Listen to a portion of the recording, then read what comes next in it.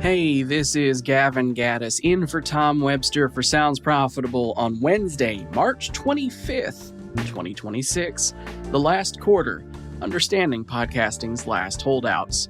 This is a look at who makes up the 25% of U.S. adults who've never consumed a podcast.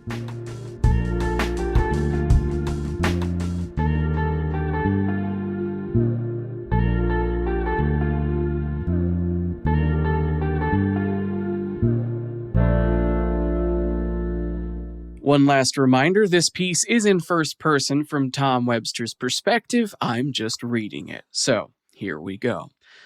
Something a little different this week. I'm sharing a brand new research report, the full thing linked in today's show notes, along with a bit of context about how it came to be. When Sean Astin had to pull out of his keynote slot at our Podcast Movement Evolutions event at South by Southwest, I was asked to step in. Apparently, the Nazgul terrified him so much he slipped on the ring and succumbed to the corruption. I put together a new presentation built around data from our latest podcast landscape study that I'd been sitting with for a while, and I delivered it that Sunday morning to a room full of people who expected Rudy and got a researcher who also never gives up. The talk went well enough that I wanted to share the whole thing with you, and today I am. The full report is attached to the newsletter and linked on our website and linked in your show notes of this podcast. We want you to see this thing. This is its debut. The question I wanted to answer is simple. Who are the people who have never listened to a podcast, and can we still reach them? In our podcast landscape study, with a sample of over 5,000 Americans weighted to the U.S. Census, 25% of adults 18 and older say they have never consumed a podcast in any way, shape, or form. Not an episode, not a clip, not a YouTube video that they didn't realize was a podcast. Nothing. I've been spending some time with these people because I think we've been telling ourselves the wrong story about who they are and what it would take to reach them. We're never going to get 100%. Cell phones aren't at 100%, but 75% is a big number. And if we're smart about who's in that remaining quarter, there are people we can absolutely still reach, and some we probably can't and shouldn't waste energy trying. Who they are.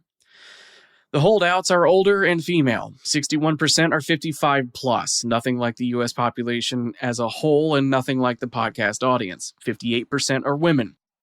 So we're looking at a population that is a significant majority of older women who have not been reached successfully by podcasting, or perhaps are not aware that they have been. Two things about the age lean. First, many people in the 45 to 54 age range are already listening. They're going to age into that 55 plus bracket, so the number of podcast listeners in that demo will grow organically. Second, speaking as someone 55 plus, I didn't just forget about podcasting. These people are incredibly reachable, and a large portion of that 61% is actually 70 plus. It's also a pretty white audience, which should make sense given the extensive research on how multicultural podcasting is. A lot of podcasting's growth in the last 5 to 10 years has been driven by Black, Hispanic, and Latino, and Asian audiences gravitating towards the medium quickly. 13% of the holdouts identify as having Hispanic or Latino origins, and among that group, 48% say they are most proficient in Spanish, with another 28% equally proficient in both. There is a real Spanish language opportunity here, more local content led by what the content can do for the listener, made available in their language. 46% have a high school diploma or less. 48% have a household income below $50,000. Only 8% earned $150,000 or more versus 20% nationally. That says nothing about ability to access or consume podcasts. It says everything about the bubbles we live in. The number one source of podcast discovery is word of mouth. And if you're in an area where nobody else is consuming podcasts, the mouth has no word. What they're already doing. Here's the part that should interest every creator and every media buyer reading this. The last quarter is not sitting in a media desert. They're consuming plenty. AM/FM radio remains very strong in this segment, but that does not mean that they're not digitally friendly. Nearly 40% use free streaming music services, Spotify Free, Pandora, and the like. They listen to owned music, paid streaming, streaming AM/FM, and satellite radio. Radio absolutely leads, and it may be a tool to inform people about podcasts or give them another option to get the content they're already enjoying on demand. That utility message, emphasizing what podcasting can do for you, not all of the weird, wacky, and wonderful stuff that we love about it, is one of the keys to reaching these people. On the video side, this may be the only graph I've shown in 2 years where YouTube isn't number one. Premium streaming with ads leads, followed by YouTube, online video, network and cable TV, and free streaming services. But 57% do use YouTube. They could engage with podcasts there. Some of them may already be consuming podcasts without knowing it. That message has to be delivered loud and clear. YouTube is one of the best on-ramps we have. And then there's social media. It's Facebook. If you think Facebook is dead or dying, you're not one of the olds like me, because we use Facebook every single day. An overwhelming majority of this demographic is there. Instagram sits at 36%, LinkedIn at 14%. The gap between Facebook and everything else is greater in this segment than any other we've measured. Year over year, there's clearly a shift towards digital video. TikTok shows the strongest net growth at 34+. YouTube at 23+, and Instagram at 13+. This segment is discovering digital video, which means they may trip over podcasts before they know it. There will be organic growth here. Meanwhile, AM/FM radio is declining with a net -16. Traditional broadcast radio is also slipping at -7. There's an opportunity in that shift. Advertise on the radio to get people to discover alternative audio entertainment. Targeted ad buys in small to medium-sized markets could be tremendously successful at promoting podcasts. The three walls. 88% of respondents in the last quarter say they're aware of the term podcast. Only 12% don't know the word. That's 12% of the last quarter, which is just 3% of all adults. These people have heard the term. It's part of the parlance of American discourse. But when asked to define what a podcast is, there's a real lean. A lot of people in this last quarter perceive podcasting to be mostly an audio medium. That perception is radically different from how current podcast consumers see it, overwhelmingly as a mix of both video and audio. That's a correctable perception, especially given the rise of digital video in this demographic. The barriers clusters into three groups. The first and largest is competition for attention. I prefer watching television or movies. Existing entertainment is sufficient. I prefer reading over listening. All three of these boil down to, I'm happy with what I have. I don't need to go looking for anything else.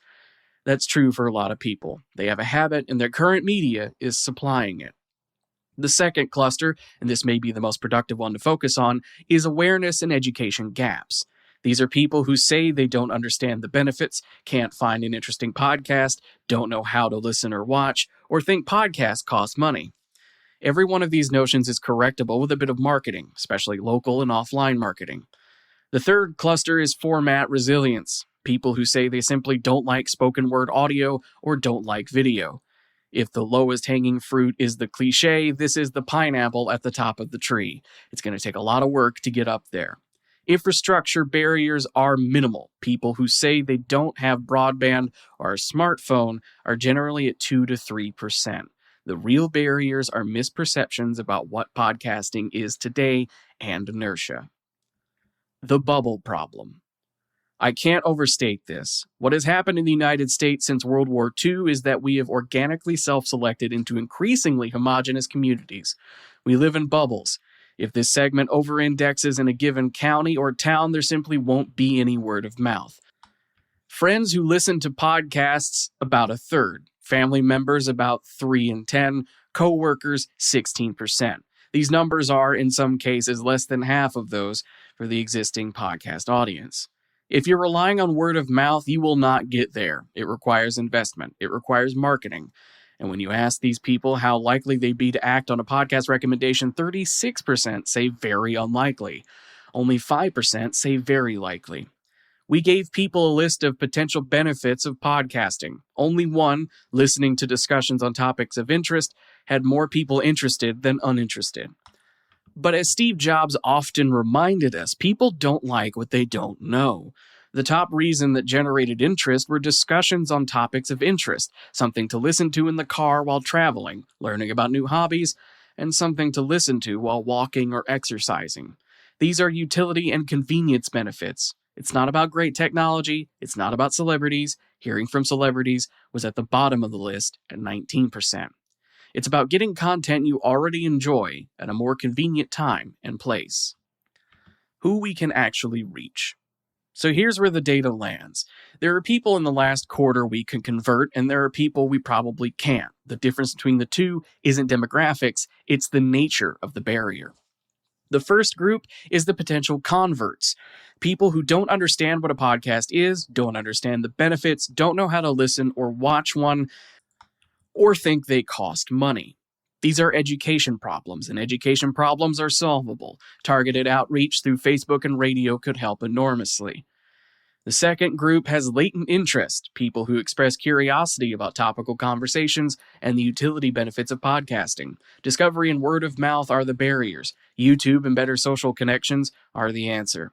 The third group is unlikely to convert, people who don't like audio or video, or who have firmly decided this isn't for them. Probably not the best place to spend your effort. I'd be making a mistake if I walked away from this data thinking the lesson is simply market harder. It's more specific than that. YouTube is the hidden bridge. 57% of these people are already there. Lead with topics, not format. They don't care about the technology and don't want to. Conquer the car. That's really the last shoe to drop. Meet them on Facebook, because what got you here will not get you there.